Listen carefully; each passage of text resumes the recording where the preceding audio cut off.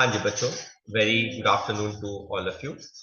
आज बेटा हम शुरू कर रहे हैं चैप्टर 16 जो टेक्निकली सीबीएसई का डिलीटेड पोर्शन है, बट बाकी एंट्रेंस एग्जाम और सीयूईटी का ये एक इम्पॉर्टेंट पार्ट है।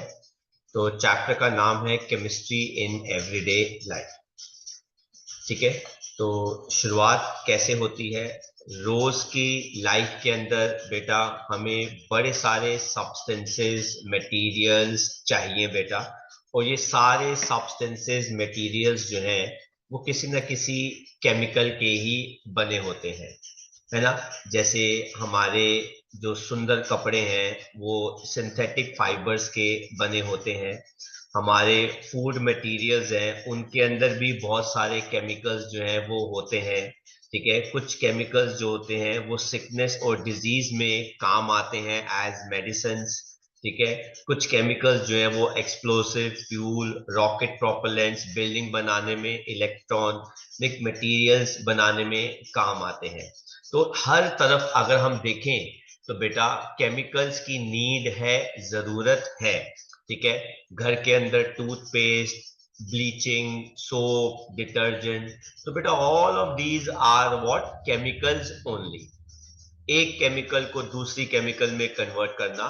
तो टेक्निकली इस चैप्टर में हम देखने वाले हैं कि हम हमारी केमिस्ट्री को डेली लाइफ के अंदर बेटा कहां कहां पे अप्लाई कर सकते हैं।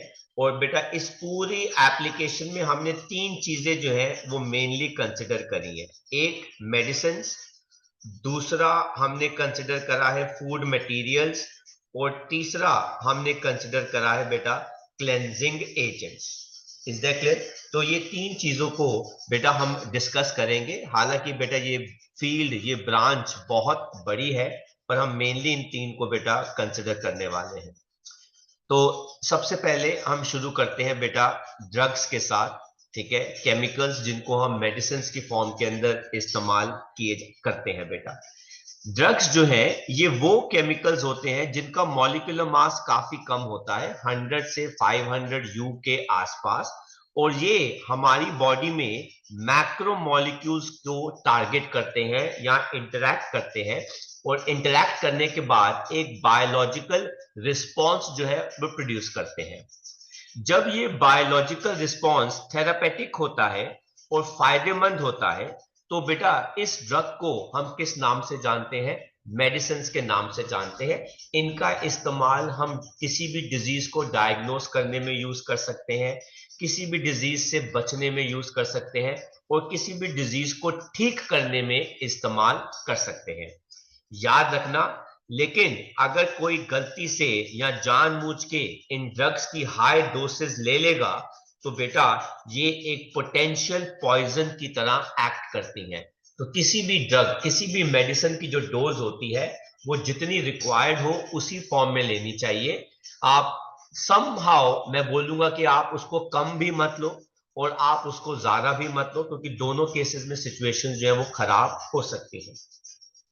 और जिन केमिकल्स का थेरापेटिक इफेक्ट होता है, मतलब ठीक करने का इफेक्ट होता है, और आप उसको केमिकल से ठीक करते हैं, तो बेटा उस ब्रांच ऑफ केमिस्ट्री को हम कहते हैं कीमोथेरेपी।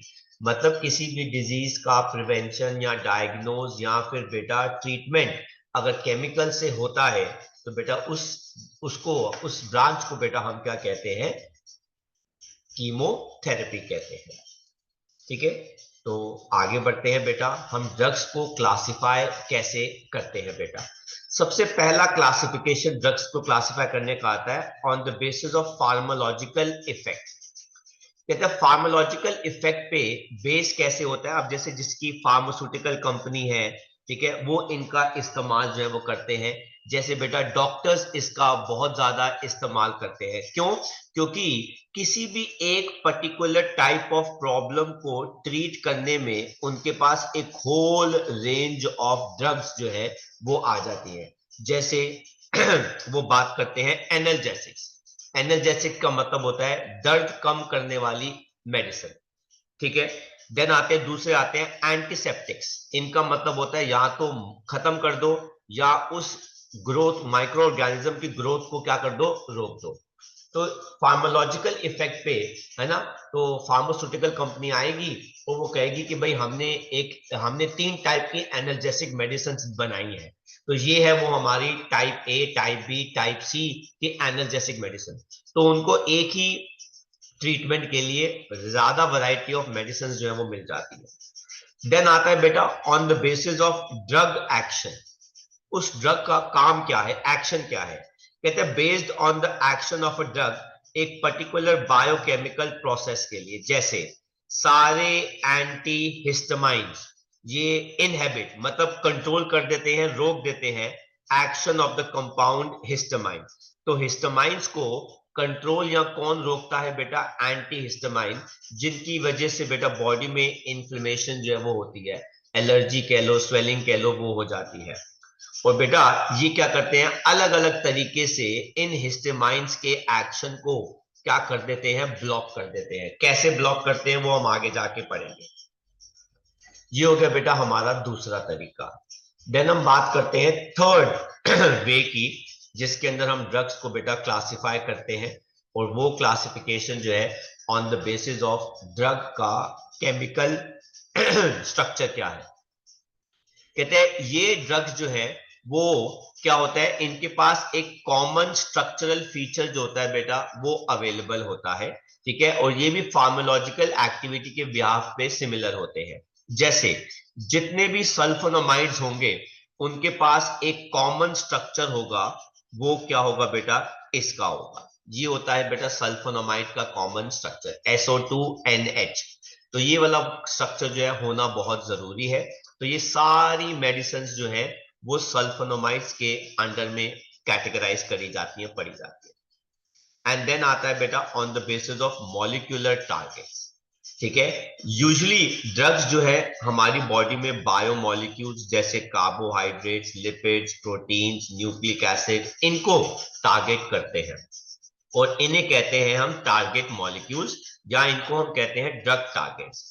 कहते हैं वो मेडिसिन या केमिकल्स जिनके पास एक कॉमन स्ट्रक्चरल फीचर होता है, उनका मैकेनिज्म जो है वो भी ऑलमोस्ट क्या होता है, सेम होता है बेटा।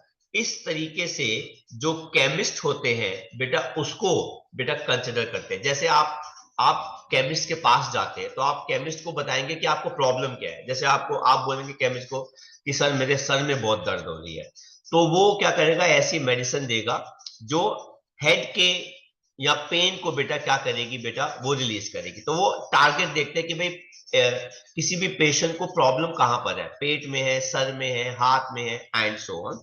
तो उस हिसाब से बेटा वो क्लासिफाई करते हैं बेटा, ठीक है। तो ये हो गया हमारा classification of drugs. Then next हम बात करते हैं ड्रग टारगेट इंटरैक्शन की।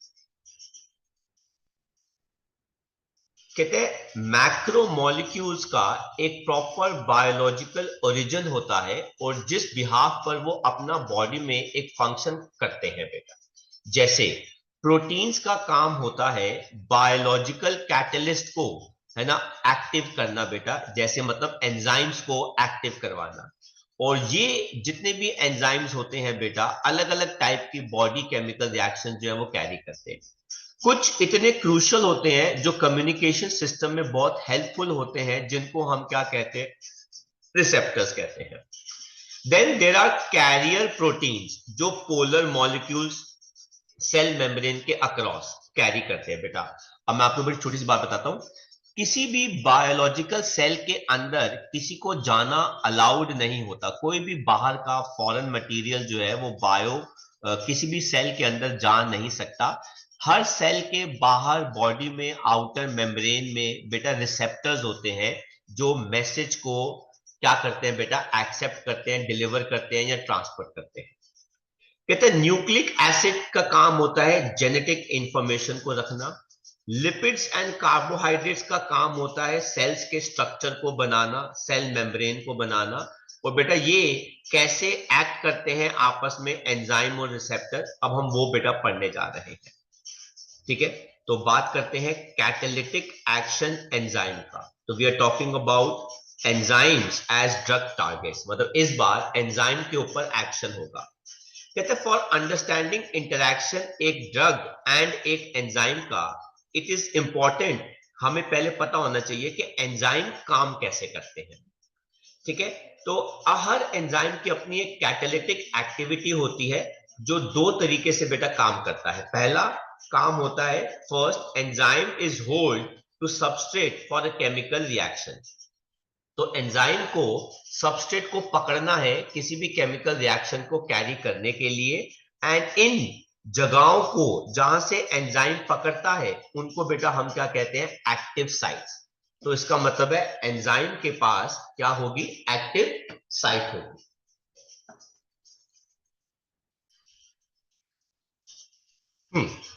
तो बेटा अब देखते हैं कि एंजाइम्स के ऊपर कैसे ड्रग जो है वो टारगेट करता है बेटा। तो जैसा कि मैंने आपको पहले ही बताया बेटा, हर एंजाइम के पास एक बेटा एक्टिव साइट होती है, और ये जो सबस्ट्रेट होता है ये इस एक्टिव साइट में बेटा क्या हो जाता है, फिट। अगर तो ही बेटा रिएक्शन होगा, लेकिन अगर वो इन केस कुछ और टाइप का है और वो फिट नहीं बैठेगा तो बेटा फिर वो एंजाइम उस रिएक्शन को नहीं कर सकता। जब सबस्ट्रेट इस एंजाइम के साथ बाइंड करता है उसकी एक्टिव साइट में, तो वो इंटरैक्शंस कौन कौन सी हो सकती हैं, वो आयोनिक बॉन्ड बना सकता है, सबस्ट्रेट आयोनिक बॉन्ड बना सकता है, सबस्ट्रेट एंजाइम के साथ हाइड्रोजन बॉन्डिंग बना सकता है, वैंडरवॉल इंटरैक्शन जो है वो बना सकता है, डायपोल डायपोल इंटरैक्शन जो है वो बना सकता है। तो this is how the reaction occurs.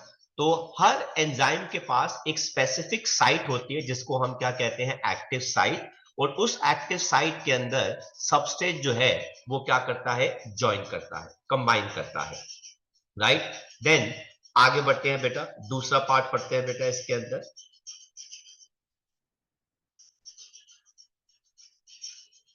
कहते हैं दूसरा फंक्शन एंजाइम का होता है कि उसको कोई फंक्शनल ग्रुप प्रोवाइड करना होता है ताकि सबस्ट्रेट जो है उसको क्या कर सके, अटैक कर सके, तभी तो केमिकल रिएक्शन होगा। भाई कोई भी केमिकल रिएक्शन जो है वो टेक्निकली बायोकेमिकल रिएक्शंस जो है वो फंक्शनल ग्रुप्स के रिएक्ट करने पर होती है। तो एंजाइम के पास एक स्पेसिफिक फंक्शनल ग्रुप भी होना बहुत जरूरी है, जिसके ऊपर एंजाइम जो है, एंजाइम के पास फंक्शनल ग्रुप होना बहुत जरूरी है जिसके ऊपर सबस्ट्रेट जो है वो क्या करता है, एक्ट करता है, टारगेट करता है। तो दो चीजें होगी एंजाइम को शो करनी है। पहला, एंजाइम के पास क्या होनी चाहिए, एक्टिव साइट,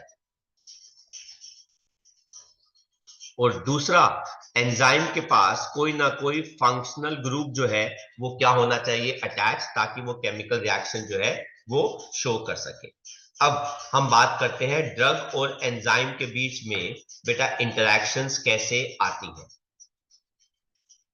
कहते हैं ड्रग्स इनहेबिट कर दे अगर कोई भी दो ऊपर वाली एक्टिविटीज एंजाइम के, अगर कोई भी ड्रग या कोई भी केमिकल ऊपर की जो दो दो प्रॉपर्टीज है एंजाइम की उनको खत्म कर दे, कम कर दे, ब्लॉक कर दे, रोक दे, तो बेटा उससे क्या होगा, एंजाइम की कैटालिटिक एक्टिविटी जो है वो खत्म हो जाती है, बंद हो जाती है।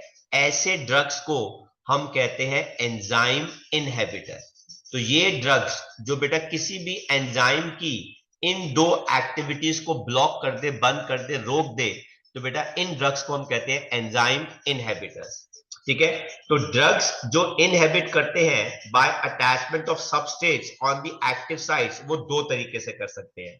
कोई भी केमिकल जो है वो सबस्ट्रेट को बाइंड नहीं करने देगा एंजाइम के ऊपर। कैसे बाइंड नहीं करने देगा, दो तरीके से बेटा। पहला, ये देखो बेटा, पहला होता है कंपटीशन।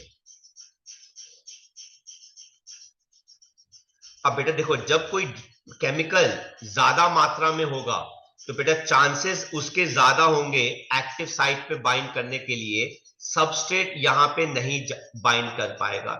इसलिए ड्रग जो है एंजाइम की एक्टिव साइट को बेटा क्या कर देगा, ब्लॉक कर देगा।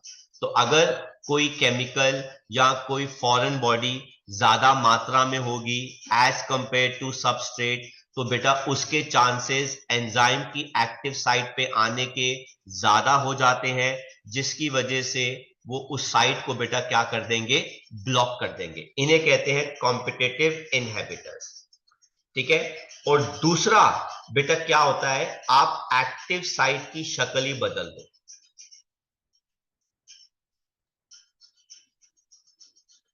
दूसरा तरीका क्या है बेटा, कुछ ड्रग्स जो होते हैं वो क्या करते हैं बेटा, they do not bind active site में, बट ये कहां पे चिपक जाते हैं बेटा, एलोस्टेरिक साइट।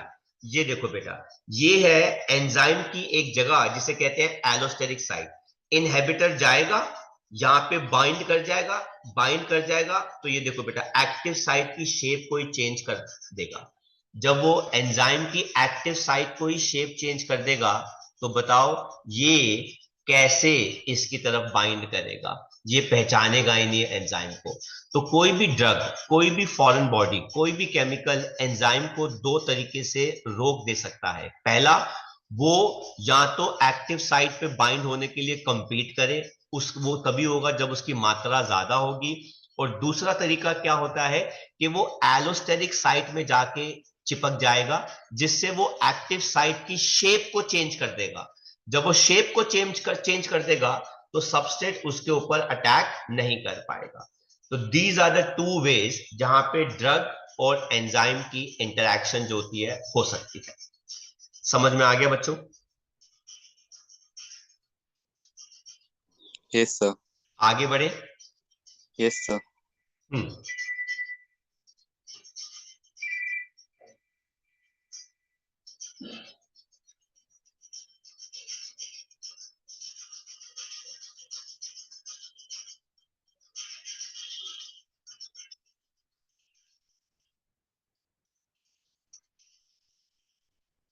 तो बेटा इस चक्कर में एंजाइम जो होता है वो परमानेंटली ब्लॉक हो जाता है, और ये केस में बेटा एंजाइम धीरे धीरे डीग्रेड करने लगता है, और ऐसे केस में बेटा बॉडी को नए नए एंजाइम्स जो है वो सिंथेसाइज करने पड़ते हैं। अगर कोई भी ड्रग एंजाइम को ब्लॉक कर दे या उसकी एलोस्टेरिक साइट को चेंज कर दे, तो बेटा वो एंजाइम हमारे लिए काम का नहीं रहा। तो फिर बेटा बॉडी को नए नए एंजाइम्स जो है वो सिंथेसाइज करने पड़ जाते हैं बेटा, जिसके लिए ताकि वो नॉर्मल रूटीन में आ सके। अब हम बात करेंगे, कहते हैं रिसेप्टर्स एज ड्रग टारगेट्स। तो पहले एंजाइम्स थे ड्रग टारगेट्स, अब रिसेप्टर्स जो है वो क्या है बेटा, ड्रग टारगेट्स। तो बेटा जरा कॉन्सेप्ट समझ लो, ये एक एनिमल सेल है, और एनिमल सेल की बेटा एक मेम्ब्रेन होती है। ये मेम्ब्रेन जो होती है बेटा लिपिड मॉलिक्यूल्स की बनी होती है, ठीक है। और लिपिड मॉलिक्यूल्स की मेम्ब्रेन के अंदर बेटा ये होता है रिसेप्टर प्रोटीन, ये सबसे जरूरी है बेटा। आप देख सकते हैं इस रिसेप्टर प्रोटीन का कुछ हिस्सा मेम्ब्रेन से बाहर जा रहा है, और कुछ हिस्सा मेम्ब्रेन से नीचे जा रहा है। मैंने पहले ही बता दिया था बेटा कि बॉडी के सेल्स के अंदर जाना किसी भी केमिकल को अलाउड नहीं होता, किसी भी ड्रग को अलाउड नहीं होता। हम सिर्फ एक मैसेज सेल के अंदर भेज सकते हैं। सेल का काम होता है उस मैसेज को पढ़ना और उसको फॉलो करना, उस ऑर्डर को फॉलो करना। अब वो मैसेज सही है हमारी बॉडी के लिए अलग चीज है, वो मैसेज गलत है हमारी बॉडी के लिए वो एक अलग चीज है।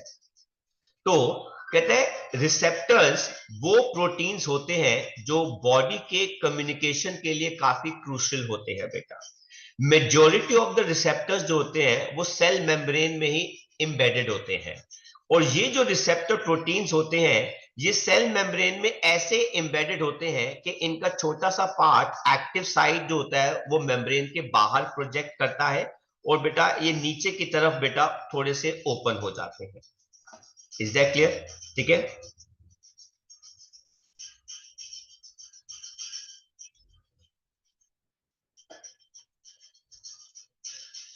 कहते हैं जब बॉडी के अंदर कोई मैसेज पास होना होता है बिटवीन दो न्यूरॉन्स, या बिटवीन कोई भी न्यूरॉन या मसल, तो वो कैसे कम्युनिकेट होता है, वो थ्रू अ केमिकल कम्युनिकेट होता है। इसलिए ऐसे केमिकल्स को हम क्या कहते हैं बेटा, केमिकल मैसेंजर्स कहते हैं।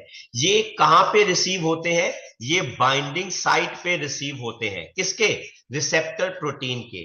ये देखो बेटा ये आ गया वो केमिकल मैसेंजर। ये बाइंडिंग साइट के ऊपर आएगा। जैसे ही ऊपर आएगा बेटा ये केमिकल रिलीज करेगा, मतलब ये ऑर्डर रिलीज करेगा, और ये ऑर्डर, ये मैसेज आगे बेटा ट्रांसमिट हो जाएगा, और ये फिर केमिकल मैसेंजर वहां से हट जाएगा। कहता है टू अकोमोडेट इस मैसेंजर को शेप रिसेप्टर साइट की बेटा बदल जानी चाहिए। कहते हैं this brings about the transfer message का into the cell. Chemical messenger message देता है सेल को विदाउट एंटरिंग द सेल। तो बेटा यही चीज मैं आपको बताने जा रहा था कि केमिकल मैसेंजर सेल के अंदर एंटर नहीं करता, वो सिर्फ अपना मैसेज कन्वे करता है बिना सेल के अंदर एंटर किए हुए, क्योंकि सेल के अंदर एंटर करना किसी भी ड्रग को, केमिकल को अलाउड नहीं होता।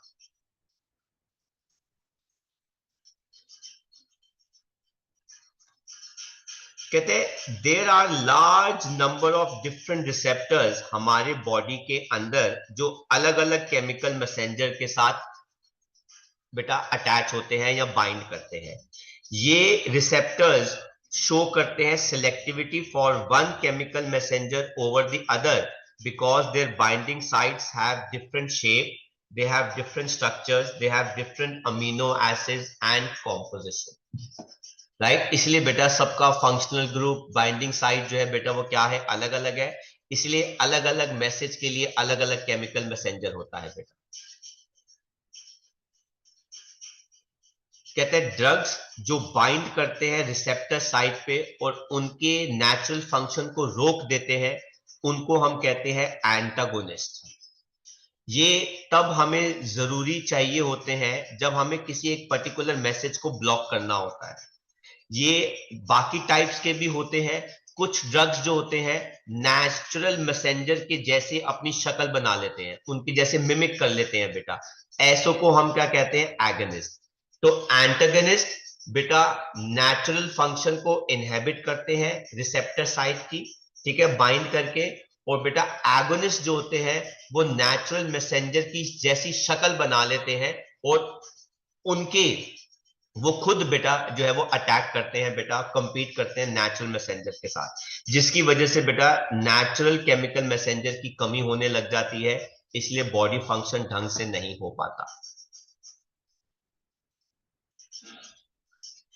तो अब हम बात करते हैं बेटा therapeutic action of different classes of drugs. तो हम कुछ मेडिसिन जो है वो पढ़ने जा रहे हैं उनके बारे में बेटा।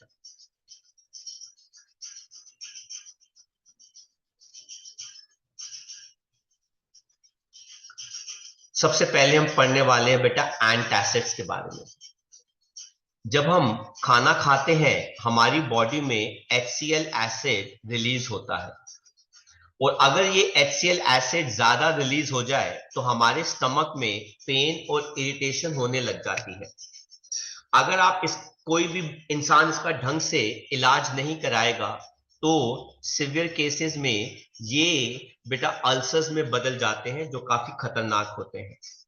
1970 तक बेटा एसिडिटी का कोई ढंग का ट्रीटमेंट नहीं था, सिर्फ एक एंटासिड बेटा इस्तेमाल कर लो, जैसे सोडियम हाइड्रोजन कार्बोनेट या mixture of aluminium and magnesium hydroxide. लेकिन अगर आप बाय चांस गलती से ज्यादा हाइड्रोजन कार्बोनेट इनटेक कर लेंगे तो स्टमक एल्कलाइन हो जाएगी। एल्कलाइन जो है न्यूट्रलाइज करने के लिए HCl ज्यादा ट्रिगर करेगी, जिसकी वजह से बॉडी में और एसिड आ जाएगा। मतलब पता लगा पेट में एसिडिटी हो गई, आपने एंटासिड ले लिया, एंटासिड ज्यादा हो गया तो बेटा एल्कलाइन हो गई, एल्कलाइन ने HCl फिर दोबारा ट्रिगर कर दिया, मतलब हम यही सब करते रहेंगे। फिर बेटा आगे मेटल हाइड्रोक्साइड जो ज्यादा बेटर थे बेटा, क्योंकि ये इनसॉल्युबल होते हैं और ये बॉडी के अंदर, स्टमक के अंदर पीएच लेवल को न्यूट्रलिटी से ज्यादा इंक्रीज करने नहीं देते, मतलब उसको अल्कलाइन की तरफ नहीं ले जाते।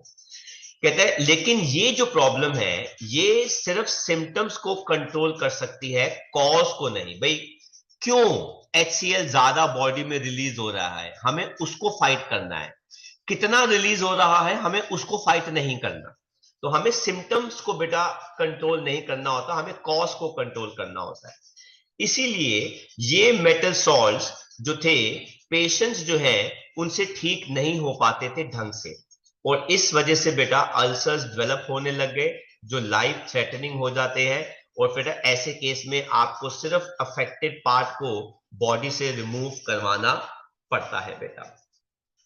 एक major breakthrough hyperacidity की ट्रीटमेंट में तब आया जब एक केमिकल हिस्टामाइन के बारे में पता लगा जो स्टिमुलेट करता है सेक्रीशन ऑफ पेप्सिन और हाइड्रोक्लोरिक एसिड का स्टमक के अंदर। तो हिस्टामाइन जो है वो कंट्रोल करता है कि भाई HCl कितना रिलीज होना चाहिए, एंजाइम पेप्सिन कितना रिलीज होना चाहिए, क्योंकि बेटा पेप्सिन एंजाइम जो है वो एसिडिक मीडियम में अच्छा काम करता है डाइजेशन के लिए।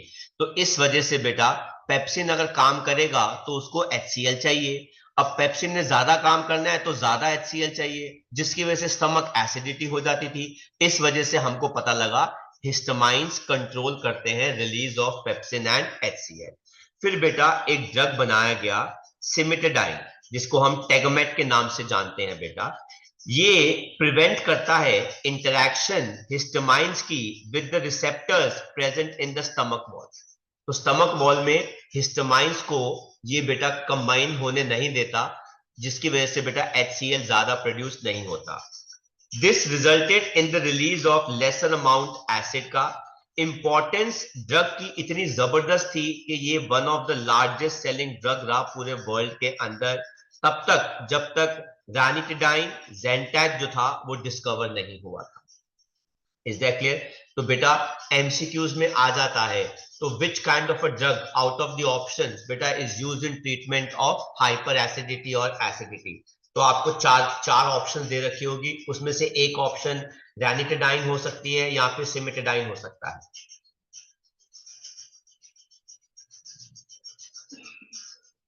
ठीक है, देन आगे बात करते हैं बेटा। इनके स्ट्रक्चर्स दे रखे हैं पर ये नहीं आते।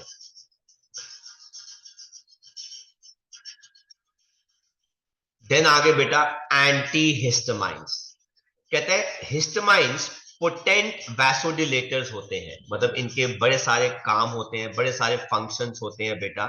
ये स्मूथ मसल्स को बेटा कॉन्ट्रैक्ट कर सकते हैं ब्रोंकाई के अंदर, गट्स को मसल्स को भी रिलैक्स कर सकते हैं, कॉन्ट्रैक्ट कर सकते हैं, और ये ब्लड वेसल्स की जो वॉल्स हैं उनको भी कॉन्ट्रैक्ट एंड बेटा क्या कर सकते हैं, रिलैक्स कर सकते हैं। कहते हैं हिस्टामाइन रिस्पॉन्सिबल होते हैं नेसल कंजेशन की, जो कॉमन कोल्ड के साथ बेटा होता है due to allergic response of pollen. कुछ लोग जो होते हैं फूलों की खुशबू से या फूलों से बेटा एलर्जिक होते हैं, क्योंकि ये पॉलन जब उनकी नोज में एंटर कर जाते हैं तो हिस्टामाइंस ट्रिगर होते हैं, जिसकी वजह से उनको कोल्ड है ना, कफ जो है वो शुरू हो जाता है बेटा। ठीक है, सिंथेटिक ड्रग ब्रोमफेनिरमाइन, जिसको हम कहते हैं डेमाटैप, एंड टर्फेनेडाइन, जिसे कहते हैं साल्डेन, ये एक अच्छे एंटी हिस्टामाइंस हैं। तो ये हिस्टामाइंस को एक्ट करने नहीं देते, नेसल कंजेशन से बचाते हैं। कहते हैं ये इंटरफेयर करते हैं नेचुरल एक्शन हिस्टामाइन का, उसके नेचुरल एक्शन में इंटरफेयर करते हैं बेटा, by competing with the histamines for the binding site.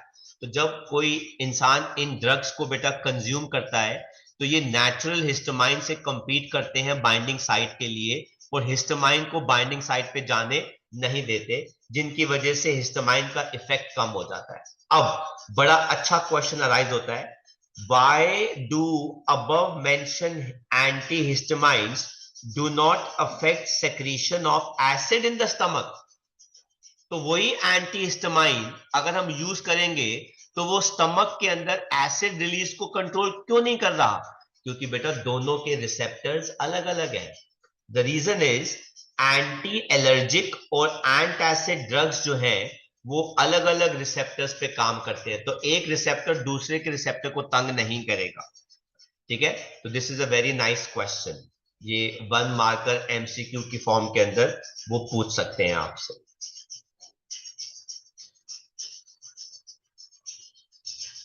Then आता है बेटा हमारे पास न्यूरोलॉजिकली एक्टिव ड्रग्स, जिनको हम कहते हैं ट्रांक्विलाइजर्स। यहाँ पे दो टाइप के ड्रग्स आते हैं, एक आते हैं ट्रांक्विलाइजर्स और दूसरे होते हैं बेटा एनाल्जेसिक्स। ये दोनों ही न्यूरोलॉजिकली एक्टिव ड्रग्स होते हैं। ये अफेक्ट करते हैं मैसेज ट्रांसफर मैकेनिज्म को from nerve cells two receptor. कहते हैं ट्रांक्विलाइजर्स वो केमिकल कंपाउंड्स होते हैं जो स्ट्रेस, माइल्ड या ज्यादा और सिवियर मेंटल डिजीजेस को ठीक करने में काम आते हैं। इनके कंजम्पशन से इंसान एंजाइटी से शांति पाता है, टेंशन से शांति पाता है, इरिटेबिलिटी या ज्यादा एक्साइटमेंट हो जाए जिसमें इंसान अपना वेलबींग खो दे, है ना। अब मान लो भाई, अब जैसे अभी लेटेस्ट रिजल्ट आया, किसी का रिजल्ट आ गया, उसको लगा अरे नहीं नहीं मेरा तो रिजल्ट नहीं आया, ओ माय गॉड मैंने मेरे साथ ये क्या हो गया, ये हो गया वो हो गया, है ना। तो हम उसको कहते हैं कि भाई वो डिप्रेस हो गया, वो डिप्रेशन में चला गया। तो बेटा ऐसे केस में उनको ट्रांक्विलाइजर्स दिए जाते हैं बेटा। कहते हैं ये एसेंशियल कंपोनेंट होते हैं स्लीपिंग पिल्स के, है ना। अब जिस इंसान को बहुत स्ट्रेस है ना, बहुत टेंशन है, रातों को नींद नहीं आ रही है, तो बेटा उनको भी हम ट्रांक्विलाइजर देते हैं। उनके अंदर कुछ हद तक बेटा सोने की दवा मिलाई जाती है बेटा, जिसको कहते हैं हिप्नोटिक मेडिसिन। कहते हैं ट्रांक्विलाइजर्स बहुत सारे टाइप्स के होते हैं और इनका फंक्शन भी अलग अलग होता है। जैसे noradrenaline, it is one of the neurotransmitter that plays a role in mood changes, है ना। आपने सुना होगा अक्सर लोगों कहते हैं अभी मेरा मूड नहीं है, you know like this. And usually females के अंदर मूड स्विंग्स काफी ज्यादा होते हैं बेटा। कहते हैं जब नॉरएड्रेनालिन का लेवल कम होता है किसी रीजन की वजह से, तो बेटा सिग्नल सेंडिंग एक्टिविटी जो होती है वो कम हो जाती है, जिसकी वजह से इंसान जो होता है वो डिप्रेशन में जाना शुरू हो जाता है। मेरा मन नहीं कर रहा बात करने का, मैं आपसे बात नहीं कर रहा, ये है वो है, यू नो लाइक दैट। ऐसे एक सिचुएशन में हम उस इंसान को कौन से मेडिसिन देते हैं? एंटी डिप्रेसेंट ड्रग्स देते हैं बेटा। ये क्या करते हैं? ये इनहेबिट करते हैं enzyme which catalyze the degradation of noradrenaline। Actually में बॉडी में एक एंजाइम होता है जो नॉरएड्रेनालिन को बेटा क्या कर देता है? ब्रेक कर देता है। अगर नॉरएड्रेनालिन को वो ब्रेक करेगा, डिग्रेड करेगा, तो नॉरएड्रेनालिन का अमाउंट कम निकलेगा, सिग्नल सेंडिंग एक्टिविटी कम होगी, तो इंसान डिप्रेस रहेगा। हमने उसको क्या मेडिसिन दी? Antidepressant. ये एंटी डिप्रेसेंट मेडिसिन जो है उस एंजाइम को ही खत्म कर देती हैं या बाइंड कर देती हैं या रोक देती हैं जो नॉरएड्रेनालिन को डिग्रेड करता है बेटा। Is that clear? इसीलिए ये एक अच्छे न्यूरोट्रांसमीटर जो है वो माने जाते हैं बेटा। कहते हैं इनके रिसेप्टर्स जो होते हैं वो अच्छे टाइम पीरियड तक एक्टिव रहते हैं एंड ये काउंटर एक्ट करते हैं डिप्रेशन के इफेक्ट का। मेडिसिन कौन सी है? इप्रोनोजिन, ठीक है, और फिनालजीन। ये दो सच बेटा एंटी डिप्रेसेंट हैं बेटा, जो लोगों के ऊपर इस्तेमाल किए जाते हैं थ्रू डॉक्टर्स। इसके अलावा कुछ ट्रांक्विलाइजर है जैसे क्लोरडाइजोपेरोक्साइड एंड मेप्रोबोमेट। ये माइल्ड ट्रांक्विलाइजर है। शुरुआत में जब कोई इंसान को लगता है, डॉक्टर को लगता है कि ये डिप्रेशन में है या जा रहा है, तो वो उनको माइल्ड ट्रांक्विलाइजर्स ही देते हैं बेटा। ये हल्की फुल्की टेंशन से बेटा इंसान को दूर कर देते हैं। इक्विनिल भी अच्छा है, ये डिप्रेशन को और हाइपरटेंशन को कंट्रोल करने में काम आता है। तो आपको हर क्या कहते हैं टाइप ऑफ क्या कहते हैं मेडिसिन के लिए आपको दो दो तीन तीन एग्जाम्पल याद होने काफी जरूरी है बेटा, ठीक है, क्योंकि एमसीक्यू में बहुत सारे अच्छे क्वेश्चन जो है वो इनसे बन के आते हैं टेक्निकली। इसके अलावा इक्विनिल, इप्रोनोजाइड के अलावा कुछ बार्बिटूरिक एसिड के डेरिवेटिव्स जैसे वेरेनॉल, एमिटल, नेम्ब्यूटल, ल्यूमिनल, सेकोनल बेटा बहुत अच्छे ट्रांक्विलाइजर्स बेटा हैं। कहते हैं ये सिंस बार्बिटूरिक एसिड्स के बने होते हैं बेटा, तो इनको हम बार्बिटूरेट्स कहते हैं।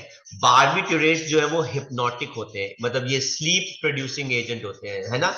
नींद की दवा जो होती है ना बेटा, वो ये वाली मेडिसिन होती है। एंड सम अदर ट्रांक्विलाइजर्स है बेटा, वैलियम, सेरोटोनिन, ये सारे ट्रांक्विलाइजर्स की कैटेगरी के अंदर आते हैं, राइट। आजकल ये बड़े कॉमन हो गए हैं बेटा। एक काम होता नहीं है, इंसान डिप्रेशन में चला जाता है ना। जितना दूर रहेगा इंसान डिप्रेशन से उतना ज्यादा बेटर रहेगा। इसलिए कहते हैं healthy mind is much better than a healthy body या हैवी बॉडी। देन आते हैं बेटा एनाल्जेसिक्स। कहते हैं इनका काम होता है दर्द को कम कर देना या खत्म कर देना without impairment of consciousness, mental confusion, incoordination और पैरालिसिस और some other disturbance of nervous system. ये दो टाइप के होते हैं, नॉन नारकोटिक जिनकी आदत नहीं लगती, और बेटा कौन होते हैं नारकोटिक जिनकी आदत लगती है बेटा। अच्छा, अब टेक्निकली होता क्या है, भगवान ना करे किसी इंसान का कोई एक्सीडेंट हो जाए, और एक्सीडेंट जब हो जाए है ना, उसको चोट लग जाए, गहरी चोट लग जाए, तो बेटा अगर गहरी चोट लगेगी तो दर्द बहुत ज्यादा होने वाली होती है। लेकिन माइंड यहाँ पे गेम प्ले करता है। माइंड क्या करता है कि वो दर्द का एहसास होने से पहले ही उस इंसान को क्या कर देता है बेटा, बेहोश कर देता है। तो जब कोई इंसान बेहोश होता है, अनकॉन्शियस होता है, तो उसको पेन का पता नहीं चलता, इससे उसको दर्द जो है वो नहीं होती। ठीक है, हम बात करते हैं नॉन नारकोटिक या नॉन एडिक्टिव एनाल्जेसिक्स की। एस्पिरिन है ना, पैरासिटामोल, ये नॉन नारकोटिक एनाल्जेसिक्स है। एस्पिरिन काफी फेमस है। ये क्या करती है, it inhabits the synthesis chemical किसका बेटा, प्रोस्टाग्लैंडिन्स का बेटा, है ना। तो इस केमिकल को ये बनने नहीं देती, जो स्टिमुलेट करता है inflammation in the tissue and causes pain. तो बेटा ये प्रोस्टाग्लैंडिन्स अगर बनेगा तो बेटा दर्द जो होती है इंसान को ज्यादा होती है बेटा। तो ये एस्पिरिन जो है वो उसी को बनने नहीं देता। ये ड्रग्स जो होते हैं वो तब जरूरी होते हैं जब किसी को हड्डियों की दर्द हो रही हो, आर्थराइटिस की वजह से। ठीक है, हालांकि कुछ ड्रग्स ऐसे भी हैं जो बुखार कम करते हैं, उनको कहते हैं antipyretic and prevents platelet coagulation. तो ये वो भी करते हैं। तो नॉर्मली क्या होता है, जब किसी इंसान को बुखार होता है तो साथ साथ में उसको बॉडी पेन भी होता है। ये रिसेंटली हम लोगों ने फेस किया था during the time of corona, है ना। तो बुखार भी हो गया, बॉडी पेन भी हो रहा है। तो बुखार कम करने के लिए एंटीपायरेटिक, बॉडी पेन कम करने के लिए एनाल्जेसिक, तो ये क्लब करके बेटा हम ये मेडिसिन बना देते हैं।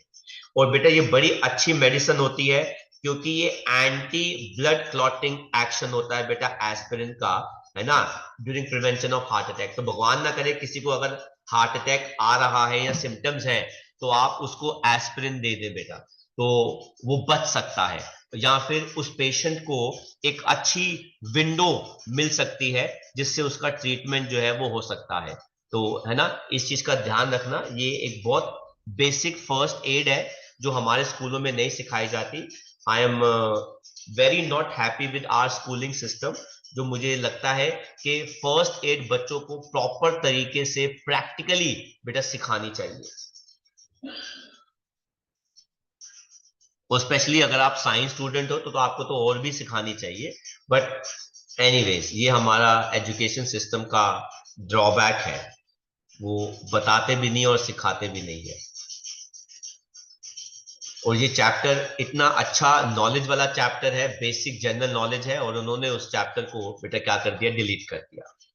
देन आते हैं बेटा नारकोटिक एनाल्जेसिक्स। इनकी आदत लग जाती है इंसान को, मॉर्फिन और इसके बड़े सारे होमोलोग्स अगर मेडिसिनल अमाउंट में ले, कम अमाउंट में ले, तो ये सिवियर पेन्स कम कर देते हैं, अच्छी नींद देते हैं। लेकिन अगर कोई पॉइजनस डोसेस में ले लेगा, ज्यादा ले लेगा, तो ये स्ट्यूपर, कोमा, कन्वर्जन या इंसान की डेथ भी हो सकती है बेटा। कहते हैं मॉर्फिन्स नारकोटिक्स होते हैं, और कभी कभार ये ओपिएट्स में भी रेफर किए जाते हैं क्योंकि ये एक प्लांट से मिलते हैं बेटा जिसको हम कहते हैं opium Popeye.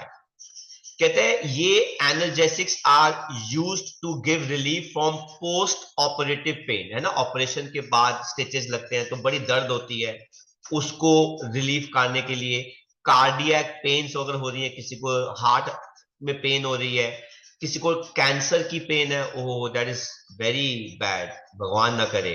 And pain during childbirth, अगर female is experiencing a lot of pain during childbirth, तो उस केस में बेटा मॉर्फिन की डोसेस जो है वो दी जाती है, क्योंकि ये बहुत ही स्ट्रांग होते हैं अपने एक्शन के अंदर। लेकिन ये डोज लिमिटेड ही होनी चाहिए, क्योंकि इंसान को इसकी आदत लग जाती है, बॉडी जो होती है वो और ज्यादा मांगना शुरू कर देती है। तो आगे का चैप्टर बेटा हम इसको अगले लेक्चर में कंटिन्यू करेंगे, तो आप इस लेक्चर को अच्छे से रिवाइज कर सकते हैं। Till then, thank you very much.